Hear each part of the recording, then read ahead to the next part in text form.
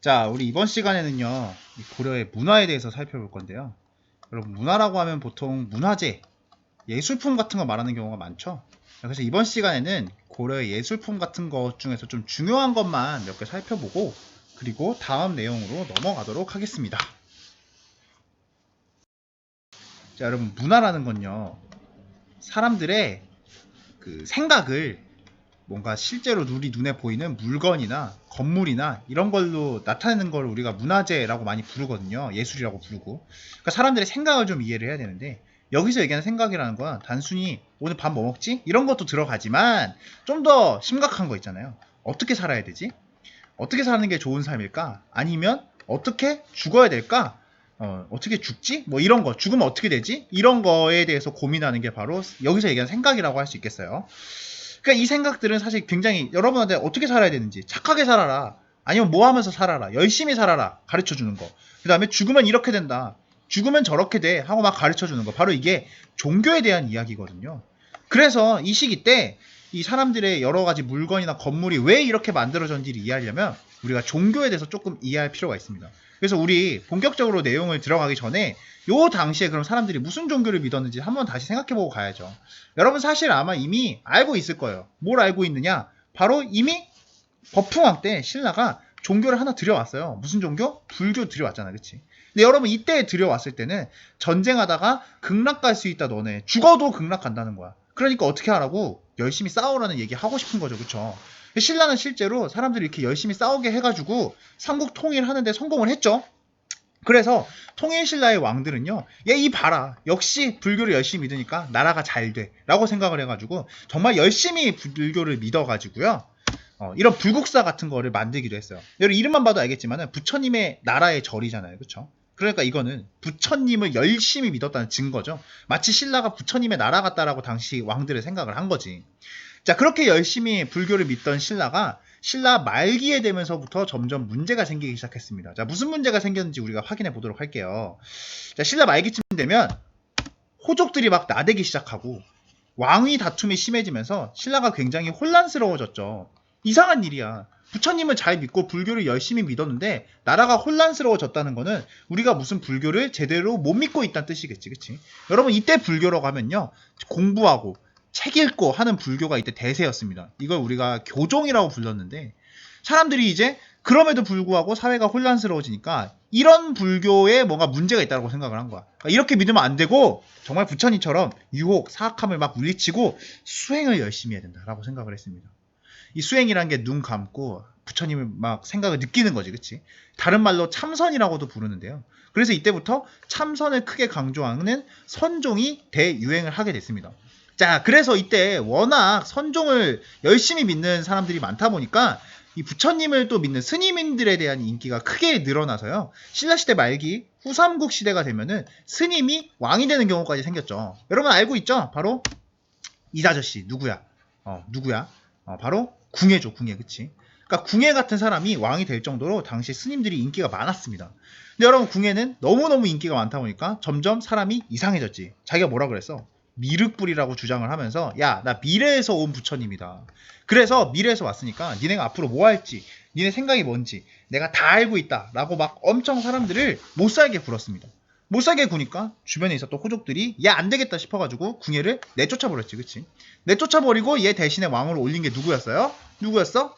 기억나? 바로 고려를 세운 왕건이었지, 그치? 자, 그러니까 왕건이 생각하기에 궁예는 지금까지 부처님을 이상하게 믿은 거야. 나는 제대로 믿으니까 통일을 할 수 있었던 거죠. 그래서 앞으로도 불교를 아주 열심히 믿게 됐습니다. 자, 아주 열심히 믿게 됐으니, 되게 됐으니 고려 역시 불교 미술이 크게 발달하게 될 거예요. 부처님을 감동시키기 위해서 불교식 예술 작품을 많이 만들었으니까요, 그렇죠? 그럼 어떤 예술 작품을 만들었는지 봐야겠지, 그렇지? 부처님을 열심히 믿으니까 부처님을 아주 존경하는 거죠, 그렇죠? 아주 존경하니까 부처님을 직접 만들기도 했습니다. 불상, 조각이나 이런 걸로요, 그렇죠? 자, 그 다음에 또 하나 더, 여러분 사찰, 절을 지을 때마다 부처님의 상징을 넣습니다, 그죠? 상징이 뭐냐면 부처님 돌아가시고 나면 이렇게 화장을 했거든요, 여러분. 불로 태웠습니다. 태웠는데 그 태우고 나면 뭐가 생기느냐? 구슬이 나옵니다. 사리라고 부르는 거예요. 이 사리를 사실 절마다 하나씩 갖다 놓거든요. 근데 땅바닥에 떨어뜨리면 안 되니까 사리를 보관하는 건물을 만듭니다. 이게 뭐냐면 이게 탑입니다, 탑. 그래서 우리 이번 시간에 불상이랑 탑에 대해서 잠깐 살펴보도록 할게요. 당시 시대 상황을 또 함께 살펴봐야 돼요. 지금 어떤 상황이냐면 드디어 전쟁이 끝났습니다. 후삼국이 통일이 됐어요. 그쵸? 그러니까 이제 부처님과 함께 평화를 바라는 일밖에 남질 않았습니다. 자, 그래서 이때 부처님과한테 평화를 바란다는데, 자, 여러분, 평화라는 거는 더 이상 싸움이 없다는 얘기겠지, 그치? 자, 싸움이 없다는 얘기니까 무기를 쓸 일이 있어요, 없어요? 무기 쓸 일이 없지, 그치? 무기 쓸 일이 없습니다, 그죠? 자, 이런 무기를 쓸 일이 없으니까 앞으로 우리 무기를 안 쓴다 라는 의미에서 무기를 가지고서 부처님을 만들었습니다. 자, 무기를 가지고서 어떻게 부처님을 만드느냐? 이 무기, 칼, 이거 뭘로 만드는 거야? 철로 만드는 거죠, 그쵸? 철로 만드는 거니까 이 철을 쫙 녹여가지고 부처님을 만드는 거죠. 자, 한번 볼까요? 이렇게 생겼습니다. 철로 돼 있죠, 그쵸? 자, 이런 부처님을 우리가 뭐라 부르느냐? 철불이라고 부르고 있습니다. 이 시기 때 평화를 상징하는 철불이 많이 만들어졌다. 자, 그 다음에 여러분 추가로 하나 더 확인할 게 있습니다. 자, 여러분, 왕건이 왕이 된 건 맞는데 자기 힘으로 왕 된 게 아니었죠. 누가 도와준 거였어? 호족들이 도와준 거였잖아, 그치? 그러니까 왕건은 통일을 하고 나서도 호족들한테 잘해줄 수밖에 없었어요. 얘네들의 도움이 있었다는 얘기는 얘네들이 나보다 좀 잘난 애들도 있다는 거야, 그치? 그냥 내가 왕이 됐을 뿐입니다. 자, 그래서 왕건은 호족들에게 계속 왕이 되고 나서도 돈도 주고 관직도 주고 그 다음에 땅도 주고 그 다음에 자기 성씨도 내려주고 결혼도 했었죠. 자, 이렇게 호족들한테 계속 잘해주다 보니까 호족들 중에서 아주 잘 나가는 호족들도 등장하게 됐습니다. 그리고 그렇게 잘 나가는 호족들은 내가 이렇게 잘 나가는 호족인 거를 막 알리고 싶은 거야. 당시에 가장 인기가 많았던 부처님을 통해서요. 그러니까 불상을 만들 건데 자기가 잘 나가는 호족인 걸 알리려는, 자랑하려고 만드는 거니까 불상을 어떻게 만들겠니? 크게 만들겠니? 아니면 작게 만들겠니? 당연히 크게 만들겠죠. 그렇죠? 그래서 이때 불상은 정말 어마어마하게 크게 만드는 불상이 정말 많습니다. 한번 확인해 볼까요? 바로 이렇게. 자, 여기 보여? 여러분, 이거 사진만 봐서는 알 수가 없죠? 사진만 봐서는 알 수가 없는데 이 불상이 18m짜리입니다. 그렇죠? 여러분 정도의 키면은 여러분 18명 정도는 있어야 되는 거지. 그치? 근데 여러분 뭔가 이상하죠? 이게 부처님이 지금까지 봤던 예쁜 부처님이 좀 다르지? 몸의 절반이 머리입니다. 머리. 거기다가 손 모양도 좀 뭔가 좀 이상하지. 여러분 이거 한번 흉내 내보세요. 불가능하거든요. 사실 예쁜 부처님은 아니야.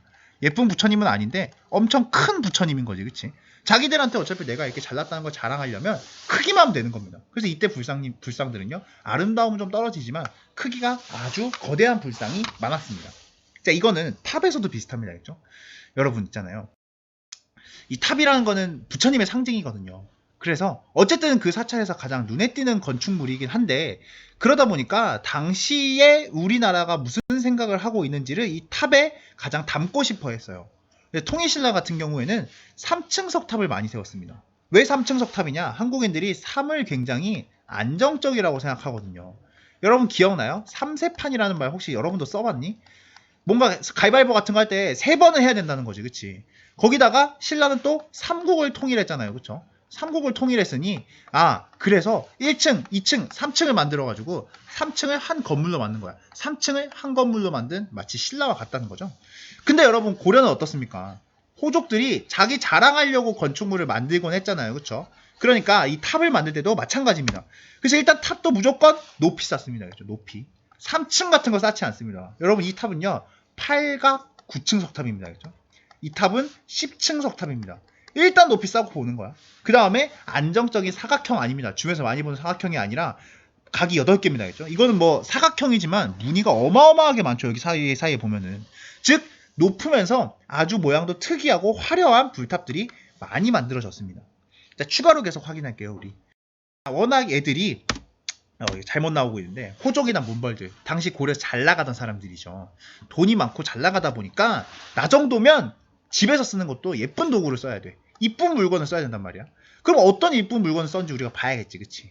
사실 이때 썼던 나무로 만든 이쁜 물건들은 사실 썩은 경우가 많아갖고 남아있는 게 별로 없어요. 그런데 다행히 남아있는 게 있습니다. 바로 뭐냐? 바로 그릇입니다. 그릇. 여러분 이게 그릇이잖아요, 그쵸? 이 그릇은 남아있는데 이런 흰 그릇 촌스럽잖아요, 그쵸? 그러니까 어떻게 하는 거야? 막 예쁜 무늬를 그리는 거야. 근데 여러분 예쁜 무늬를 그리면 설거지하다 보면 없어지거든요. 그래서 이들이 절대 없어지지 않는 그릇을, 무늬를 만들기 위해서 어떻게 그릇을 만드느냐 잠깐 보도록 할까요, 우리? 자, 보겠습니다. 자, 이게 그릇 표면이야. 그럼 여기다가 그림을 그리면 다 지워진다 그랬어. 그래서 어떻게 하는 거야? 이렇게 긁어내는 거예요. 여러분 여기 사진 보이죠? 막 그릇에다 뭐 넣고 긁고 있지? 긁어내가지고요. 그 다음에 여기다가 흰색 그 모래를 채웁니다. 알겠죠? 흰색 흙을 채우는 거야. 그러면 여러분 이렇게 차겠죠, 그쵸? 그러면은 이제 그릇 표면에 이렇게 박혀 있는 거니까 웬만해서 잘 안 없어지겠지, 그치? 그리고 거기다가 세련된 색깔을 칠하는 겁니다. 당시 고려 사람들이 좋아했던 게 이 녹색이래요. 녹색 컬러. 녹색을 칠한 다음에 이거를 불에다가 구우면 이제 이게 이런 그 청자가 되는 거죠, 그쵸? 이야, 이런 그릇이 남아있네, 그치? 자, 여러분 이 청자가 됩니다. 자, 아까 말씀드렸던 이런 무늬를 만드는 기법을 상감 기법이라고 부릅니다, 했죠? 그래서 이런 고려의 청자를 상감 청자라고 부르는데요. 이미 이게 처음 도굴된 거거든요, 일제시대 때. 최우의 무덤에서 도굴된 건데 그때부터 이미 집 한 채 가격이었다고 합니다. 그러니까 뭐 한 6, 7억 정도 됐다라고 생각하시면 되겠죠? 뭐 한 5억에서 6, 7억 정도 갔다라고 생각하시면 되겠습니다. 자, 우리 학습지 채우고 다음 내용으로 넘어갈까요? 자, 귀족 사회 발전하고 불교를 중요시하면서 쇠로 만든 불상, 철불이 때 유행했다는 거 하나 기억하시고, 그 다음에 탑도 다양한 형태의 탑이 등장했습니다. 그러니까 높고, 그쵸?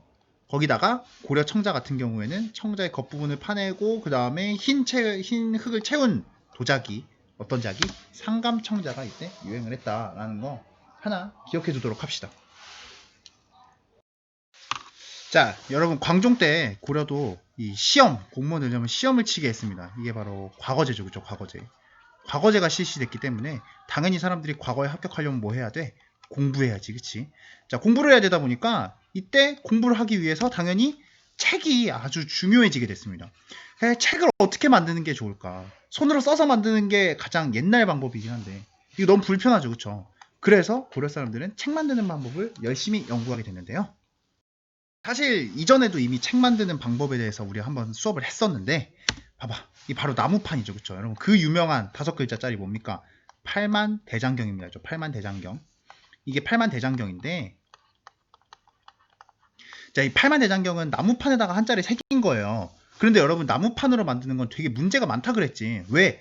실컷 하다가 오타 났다. 그럼 어떻게 된다 그랬어? 이거 그냥 다 바꿔야 된다 그랬죠, 그쵸? 만들기가 어렵습니다. 나무라서 근데 불타기가 쉬워요. 거기다가 몇 번 이렇게 잉크 묻혀가지고 찍다 보면은 부러질 수도 있고 또 물에 적으면 썩을 수도 있고 문제가 진짜 많습니다. 그래서 사람들이 고민에 빠졌어요. 좀 더 수월하고 깨끗하게 나오는 방법 없을까 고민을 했는데 그러다가 어떤 사람이 야 우리 이거 글자만 따로 만들어 놓으면 안 돼? 그러면 글자를 만들어서 저장해 놓았다가 나중에 다시 끌고 와서 판 같은 데다가 이렇게 붙여가지고 인쇄하면 되잖아요, 그쵸? 자, 그런데 여러분 있잖아요. 이 방법의 가장 큰 문제가 뭐냐면 나무로 만들면 뺐다 끼웠다 뺐다 끼웠다 할 때 점점 닳아버리거나 부서질 수도 있다는 거야. 자, 그래서 이때 나무 말고 그러면 뭘로 만들자고? 금속으로 만들자고. 쇠로 만들자고요. 그래서 이렇게 생긴 쇠로 글자를 만들어가지고 판에 끼워서 인쇄하는 방법, 활판 인쇄술이 만들어졌습니다. 그리고 이 활판 인쇄를 하기 위해 만든 이런 금속 글자를 금속 활자라고 부르고 있습니다. 알겠죠? 고려는 팔만대장경 만들 때부터 숨어가지고 책 만드는 데는 아주 열심히 했었잖아요. 그렇죠? 책 만드는 기술이 좋다 보니까 무려 세계에서 가장 먼저 이 금속으로 글자를 만들어가지고 요걸 가지고 인쇄했던 나라로 알려져 있습니다. 세계 최초라는 거지, 그치? 세계 최초 그 교과서 만든 사람들이 되게 좋아하거든요. 자, 그래서 여러분 요 기술을 이용해서 만들어진 세계 최초의 책이 고려에서 만들어졌습니다. 하나 기억해 줄게요. 그 책이 바로 그 유명한 직지라고 하는 책입니다. 직지. 그래서 여러분 이 직지는 세계에서 가장 오래된 금속 활자로 만든 인쇄책입니다. 그래서 가끔 시험에서 물어봅니다. 알겠죠? 그래서 하나 기억해 두도록 할게요. 이렇게 금속 글자를 만들어서 틀에 끼워가지고 잉크를 발라서 인쇄하는 책 중에서 가장 오래된 게 바로 직지라고 하는 책입니다. 자, 고려사회가 점점 안정되고 발전하게 되자 자, 고려에서 잘 나가는 사람들은요. 이렇게 잘 나가는 우리 역사를 되게 알려주고 싶어 했어요. 왜 이렇게 잘 나가게 됐는지. 내가 지금 잘 살고 있는데 내가 잘 살고 있는 나라라면 좋은 나라겠지, 그치? 그러니까 이 나라가 이렇게 잘 살게 된 이유를 막 홍보하고 싶은 거야. 자, 그런데 자, 그래서 사람들이 점점 왜 이렇게 잘 살게 됐는지 역사를 많이 연구하게 됐는데요. 가장 열심히 역사를 연구한 사람은 가장 고려에서 잘 나간 사람이었겠죠? 바로 고려 문벌의 대장이었던 김부식이었습니다. 자, 김부식은 여러 문벌들 중에 대장이었으니까 당연히 돈도 많습니다. 권력도 많아. 거기다가 묘청의 반란을 진압했기 때문에 사람들한테 인기도 무진장 많습니다. 자, 그래서 이렇게 잘난 고려를 내가 왜 이렇게 잘나게 되었는지 역사를 한번 연구해 보겠다라고 해서 역사책을 펴내게 됐는데요. 자, 여러분, 김부식은 지금 제일 잘 나가잖아요. 그쵸? 이 사회가 무너지지 않길 원하겠지. 그치? 그러니까 너희들도 지금 딱 살기 좋으니까 모두 다 지금 사회의 질서를 잘 지킬 것을 요구했습니다. 이 질서를 강조하는 학문이 바로 유학이다 라고 말씀을 드렸는데요. 자, 그래서 이 김부식의 역사책에는요, 이 김부식이 좋아하는 유학의 내용이 많이 들어가 있습니다. 자, 그 책이 바로 이 책, 바로 삼국사기라고 하는 책입니다. 그죠? 삼국사기. 여기는 삼국사까지만 나와 있는데 정식 명칭은 삼국사기 되겠습니다.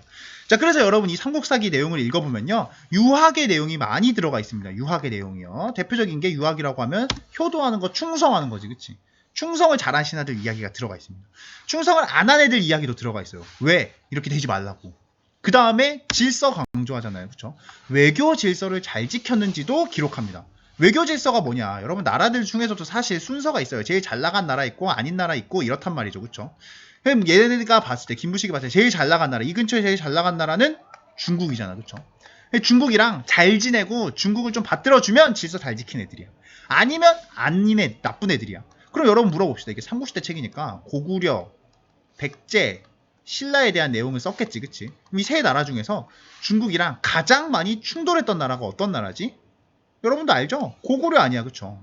그러니까 김부식은 고구려를 좋아했을까 싫어했을까? 고구려를 별로 안 좋아했습니다. 자, 고구려는 신라 자꾸 중국에 대들었으니까 별로 신라가 최고다 이렇게 생각을 했다는 거죠. 그쵸? 자, 그래서 이 삼국사기를 보면요, 신라가 훨씬 괜찮은 나라로 써 있습니다. 하나 확인해 주세요. 그랬는데 그랬던 고려의 역사 인식이 바뀝니다. 왜 바뀌느냐? 몽골의 침입으로 인해서 바뀌게 됩니다. 왜 바뀔 수밖에 없었느냐? 전쟁에서 졌잖아요. 그쵸? 전쟁에서 지니까 자존심이 너무 상한 거야. 우리가 이전에 거란 여진이랑 전쟁에서 이긴 나라인데 너무 굴욕적인 거죠. 그쵸? 그러니까 사람들은 이 역사를 통해서 우리가 뭔가 몽골보다 잘난 게 있다 라는 거를 막 찾고 싶어 했다는 거지. 그치? 그럼 우리가 몽골보다 잘난 게 뭐야? 우리가 몽골보다 훨씬 먼 옛날부터 있었잖아요. 그쵸? 역사가 훨씬 길단 말이야. 그리고 예전에 이 땅에서 우리가 제일 잘 나갔던 시절이 있잖아요. 중국도 막 이기고 그랬잖아. 언제? 고구려 때. 그치? 그래서 예전엔 신라를 좋아하다가 이 시기 때부터 다시 고구려를 좋아하기 시작했습니다. 고구려를 좋아하다 보니 고구려는 언제부터 있었느냐? 야, 진짜 옛날부터 있었다. 언제부터? 고조선 때부터 이 고구려 사람들이 영향을 많이 받아왔다라고 생각을 하니 고구려, 고조선에 대한 연구가 점점 많아지는 거예요. 고구려에 대한 역사 연구를 하다 보니 당연히 고구려 세운 사람에 대한 관심이 많아지겠죠. 자, 그래서 이 당시에 우리가 고구려의 뒤를 이었으니까 옛날 이 왕건 때의 마음을 다시 되찾아가지고 고구려의 역사를 아주 열심히 연구를 하게 되었고, 자, 그래서 고구려를 세운 주몽에 대한 관심이 많아져가지고요, 주몽을 찬양하는 역사책도 만들어지게 됐습니다. 자, 주몽이 이름이고요. 이거 주몽 그냥 이름이고, 얘 이제 왕으로서는 우리가 동명왕이라고 부르거든요. 동명성왕이라고도 부르고 동명왕이라고도 부릅니다. 그래서 이 동명왕을 찬양하는 책 동명왕편이 이때 쓰이기도 했습니다. 자, 그 다음에 한술 더 뜬다 그랬지. 그치? 어디까지 간다 그랬어? 고조선까지도 간다니까요. 그쵸? 자, 여러분, 환웅이 곰이랑 호랑이 100일 동안 자가격리 시킨 다음에 누구랑 결혼했어? 얘랑 결혼했지. 환웅이 얘랑 결혼해가지고 낳은 아들이 단군이잖아요. 그쵸? 단군 신화를 본격적으로 책으로 쓰기 시작합니다. 자, 그래서 등장한 책이 바로 삼국유사 되겠습니다. 자, 봐봐. 단군 신화 이전 사람도 다 알았단 말이야. 근데 이게 누가 봐도 뻥이지. 그치? 뻥이니까 이런 걸 책으로 쓰진 않았는데, 이제 우리 자존심을 회복하려면 먼 옛날부터 우리가 이어졌다는 걸 주장을 해야 되다 보니까 자연스럽게 이것도 책으로 쓰기 시작하는 거죠. 최초로 단군 신화를 기록한 삼국유사라는 책이 이때 나왔다는 거 하나 알아두고 가겠습니다. 자, 그럼 우리 학습지 정리할까요? 자, 금속으로 책을 찍어내는 기술, 바로 금속 활자였지. 자, 가장 오래된 인쇄물이 바로 직지였습니다. 자, 그리고 인종 시기에 삼국사기가 김부식에 의해서 편찬이 됐고요. 유교적인 역사관이 들어가 있습니다.